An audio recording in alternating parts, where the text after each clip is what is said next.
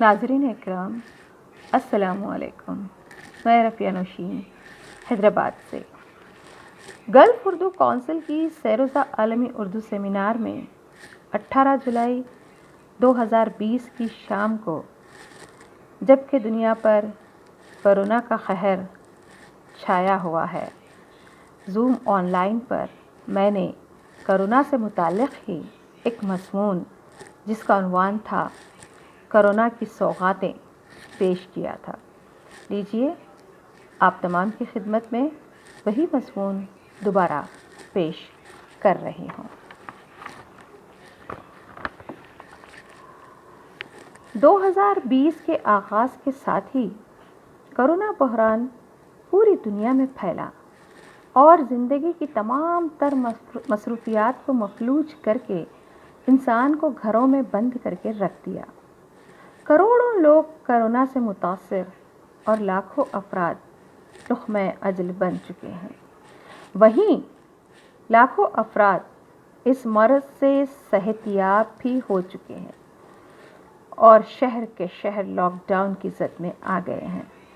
آمد و رفت پر پابندی، فضائی سفر کی راہ دشوار، کاروبار بند۔ کورونا اور لاک ڈاؤن کے اس بحران نے ساری دنیا کی معیشت کو نقصان پہنچایا اور بہت ساری چیزوں میں انسانوں کو بہت متاثر بھی کیا۔ یہ حالات اگرچہ آزمائش اور تکالیف سے بھرے ہوئے ہیں، لیکن غور کریں تو ان حالات نے ہر انسان کو یہ سوچنے پر مجبور ضرور کر دیا ہے کہ زندگی ان بے شمار تکلفات کے بغیر بھی بڑے خوبصورت طریقے سے گزاری جا سکتی ہے، جو ہم نے وقت کے ساتھ ساتھ اپنے اوپر مسلط کر لی تھی۔ یقیناً یہ حالات جہاں لوگوں کے لیے تکلیف کا باعث بنے، وہیں یہ حالات ان لوگوں کے لیے سوغات بھی ثابت ہوئے ہیں جہاں لوگوں نے ان کا بھرپور استعمال کرتے ہوئے خود کو بہتر بنانے کی کوششیں بھی کی۔ تو آئیے دیکھتے ہیں کورونا نے کیا کیا سوغاتیں دی ہیں۔ سب سے پہلی سوغات ہے عبادت خداوندی۔ انسانی فطرت ہے کہ انسان جب پریشانیوں اور تکالیف میں مبتلا ہوتا ہے تو ہی خدا کو یاد کرتا ہے، اور جب خوش و خرم رہتا ہے تو خدا کو اکثر بھول جاتا ہے۔ شاید اسی وجہ سے اللہ تعالیٰ اپنے بندوں کو آزمائشوں میں مبتلا کرتا ہے کہ وہ اسے یاد کرے اور اس کی عبادت کرے۔ اس وبا نے بھی اللہ اور بندوں کے درمیان تعلق کو کافی مضبوط کیا ہے۔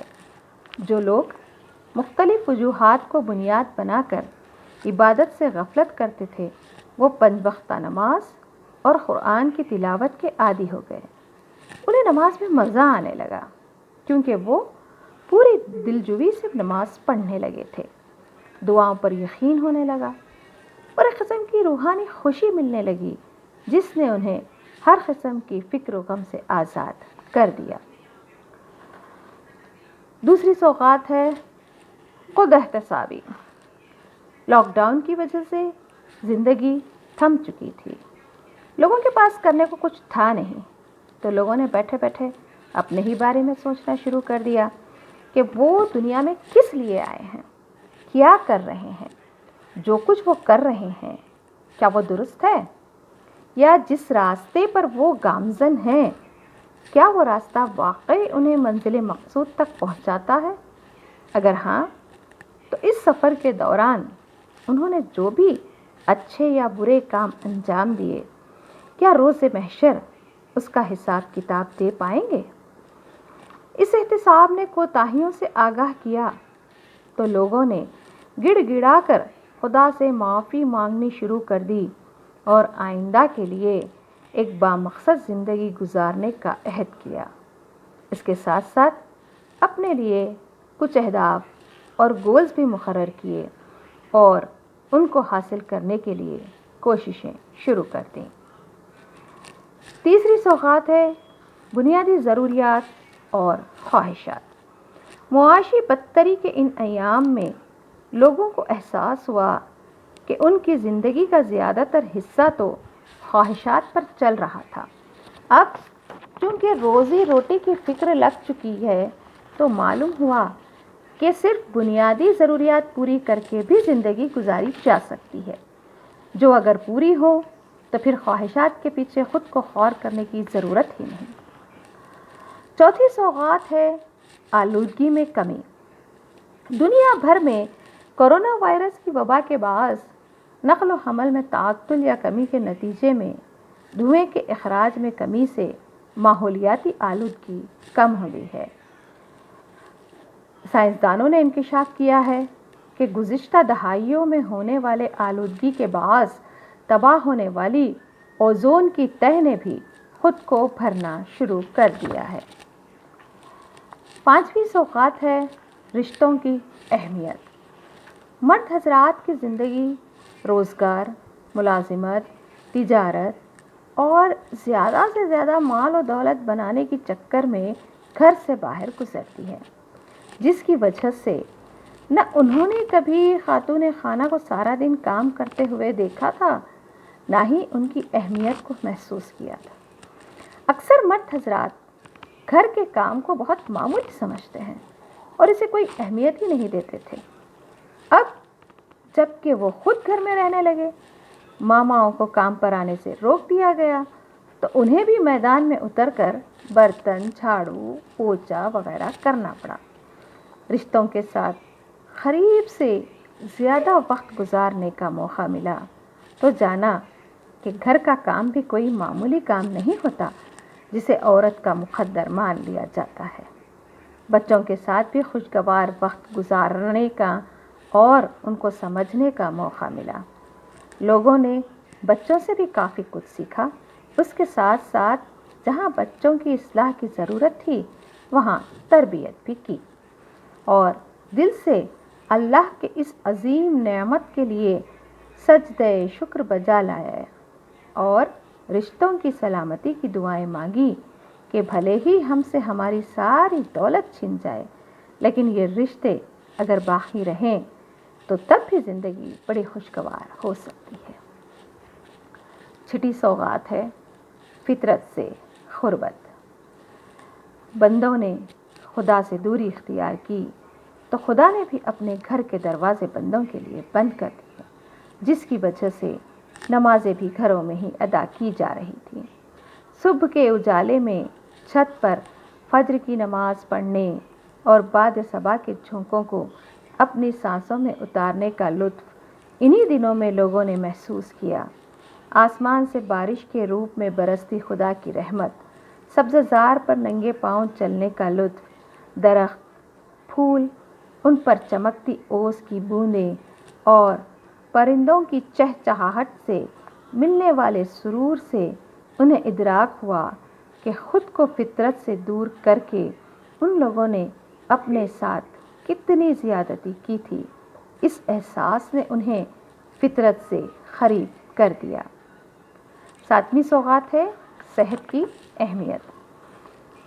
جنگ یا فاسٹ فوڈ نے ہمارے روایتی کھانوں کو کافی متاثر کیا تھا، کیونکہ مصروف ترین زندگی میں لوگوں کے پاس اطمینان سے پکانے اور کھانے کا وقت ہی نہ تھا۔ آسانی سے دستیاب ہونے والے جنک فوڈ کو چلتے پھرتے کھانے کی عادت صحت کے لیے خطرہ بن چکی تھی۔ اس کے باوجود صحت اور خاص طور پر قوت مدافعت کو مضبوط کرنے کی نہ تو کسی کو پرواہ تھی نہ ہی شعور تھا۔ کورونا نے اس جانب توجہ مبذول کروائی۔ لاک ڈاؤن کی وجہ سے ہوٹلیں اور فوڈ کورٹ بند ہو گئے تو لوگوں کو مجبوراً ہی صحیح، خالص اور قدرتی خوراک کی طرف راغب ہونا پڑا اور وہ تمام چیزیں چھوٹ گئیں جو فائدے کے بجائے نقصان پہنچاتی ہیں۔ اس لحاظ سے وہ تمام فضول خرچی بھی بند ہو گئی جو صرف زبان کے ذائقے کی خاطر لوگ کیا کرتے تھے۔ پیسوں کی بچت ہوئی تو لوگ اسی پیسے کو ایسے غذا پر خرچ کرنے لگے جس سے کہ ان کی قوت مدافعت میں اضافہ ہو اور وہ کورونا یا کسی بھی وائرس کا ڈٹ کر مقابلہ کر سکیں۔ آٹھویں سوغات ہے خدمت خلق۔ لاک ڈاؤن میں سب سے زیادہ متاثر ہونے والا طبقہ دہاڑی دار کا تھا۔ کام بند ہونے کی وجہ سے ہزاروں کی تعداد میں مزدور غربت اور بھوکمری کا شکار ہو رہے تھے اور اپنے وطن کے لیے ننگے سر اور ننگے پیر نکل پڑے تھے۔ ان کی اس حالت نے لوگوں کے دلوں میں ہمدردی اور خدمت خلق کے جذبے کو فروغ دیا، اور لوگ، جس میں زیادہ تر مسلمان تھے، بلا لحاظ مذہب و ملت، ذات پات، انسانیت کی خدمت کرنے لگے اور مصیبت زدہ افراد کو ہر قسم کی مدد فراہم کی۔ قرنطینہ مراکز میں بھی مریضوں کے لیے خدمات انجام دی گئیں۔ کچھ لوگوں نے تو اس مقصد کے لیے رفاہی تنظیمیں بھی قائم کیں، جو آج بھی فعال ہیں اور موجودہ حالات میں کرونا کے مریضوں کو مفت آکسیجن فراہم کرنے کی خدمات انجام دے رہے ہیں، ساتھ ہی کرونا سے ہونے والی اموات کی تدفین میں بھی کافی اہم رول ادا کر رہے ہیں۔ نویں سوغات ہے کرونا جنگجو۔ اس بحران سے پہلے لوگ فلم سٹارز اور کرکٹرز کو اپنا ہیرو مانتے تھے، لیکن اس بحران نے انہیں دکھایا کہ فلم سٹار اور کرکٹرز ہمارے ہیروز نہیں، بلکہ زندگی کے اصل ہیروز تو doctors, nurses, paramedical staff, police, دکاندار، بینکرز، کسان اور صفائی کرمچاری ہیں، جو ان سخت حالات کے باوجود بھی ہماری خاطر اپنی جان جوکھم میں ڈال کر خطرات سے لڑتے ہوئے ہماری خدمت انجام دے رہے ہیں۔ 10ویں سوغات ہے آن لائن نظام۔ کرونا وائرس کی وبا نے انسانی زندگی کے خد و خال کو ایسے بدل دیا ہے کہ عبادات، تعلیم، شاپنگ، تفریح، سیاست اور معیشت، ان تمام شعبوں میں ورک فرام ہوم یعنی گھر میں بیٹھ کر کام کریں کا ایک طریقہ عام کر دیا ہے۔ اسکول کی بندش کے باعث تمام تر کلاسز آن لائن ہو رہی ہیں۔ لاک ڈاؤن کے ماحول نے آن لائن کوچنگ اور ہوم لرننگ کے ایک نرالے اور انوکھے تجربات سے روشناس کروایا۔ اسی طرح آن لائن ویڈیو کی ایپس مثلاً Skype, zoom, Google video, internet اور کلاؤڈ کے استعمال سے بھی لوگوں نے واقفیت حاصل کی اور اسے استعمال کر رہے ہیں۔ زوم ایپ کے ذریعے ورچوئل میٹنگز کا انعقاد ہو رہا ہے، جو اتنا فائدہ مند ہے کہ وقت اور پیسے کی بچت تو ہوتی ہی ہے، ساتھ ہی فاصلے بھی مٹ گئے ہیں۔ اب کوئی بھی فرد دنیا کے کسی بھی گوشے سے کسی بھی قومی یا بین الاقوامی پروگرام میں شرکت کر سکتا ہے، جیسے آج ہم گلف اردو کونسل کے اس گلوبل ویبینار میں شرکت کر رہے ہیں، اور آج کل تو شادیوں اور آخری رسومات میں شرکت بھی زوم ایپ کے ذریعے ہی ہو رہی ہے۔ آخری سوغات یعنی 11ویں سوغات وہ ہے کم خرچ اور آسان شادیاں۔ ہمارے سماج میں پھیلے جہیز کے ناسور نے نکاح جیسی سنت کو ایک سماجی مسئلہ بنا دیا ہے، جس کی وجہ سے کئی بن بیاہی نوجوان لڑکیاں یا تو غلط قدم اٹھا رہی ہیں یا پھر شادی کے انتظار میں بوڑھی ہو رہی ہیں۔ کچھ لوگ جن کی شادیاں طے ہو چکی تھیں، انہوں نے اپنی شادیاں ملتوی بھی کر دی، لیکن کب تک؟ یہ وبا تو تھمنے کا نام ہی نہیں لیتی، تو مجبوراً شادیاں سادگی کے ساتھ گھروں میں ہی انجام دی جا رہی ہیں، گویا ماضی اپنے آپ کو دہرا رہا ہے۔ بنگلور کے شانتو چکا پال اور سکنیا وینکٹ نے ایک دھول زدہ پارکنگ والے حصے میں شادی کی انگوٹھی ایک دوسرے کو پہنائی، جبکہ انہوں نے اپنی شادی کی تقریب سمندر کے ساحل پر رکھنے کا منصوبہ بنایا تھا۔ اس طرح ایک معیاری شادی کا خرچ جو 15 تا 20 لاکھ تک جاتا تھا، اب 1 سے 2 لاکھ میں ہی نمٹ رہا ہے۔ یہ ایک بہت بڑا فرق ہے۔ جو پیسے کماتے ہیں وہ اس فرق کو بخوبی سمجھ سکتے ہیں۔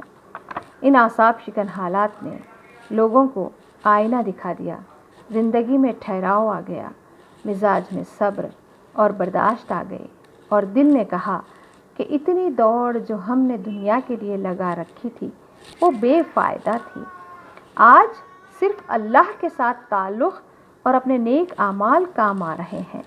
ان کے دلوں میں یہ یقین پختہ ہوتا جا رہا ہے کہ اللہ کی طرف سے جو کچھ بھی انسان کے ساتھ ہوتا ہے اس میں بہتری ہوتی ہے، اور ہماری پلاننگ کے اوپر بھی ایک پلانر ہے جو اپنی پلاننگ کے مطابق کائنات کا نظام چلا رہا ہے، اور پھر یہ سب دیکھ کر موجودہ نعمتوں پر دل سے اللہ کا شکر ادا کرتا ہے۔ اسی کے ساتھ میں آپ سے اجازت چاہوں گی۔ اللہ حافظ۔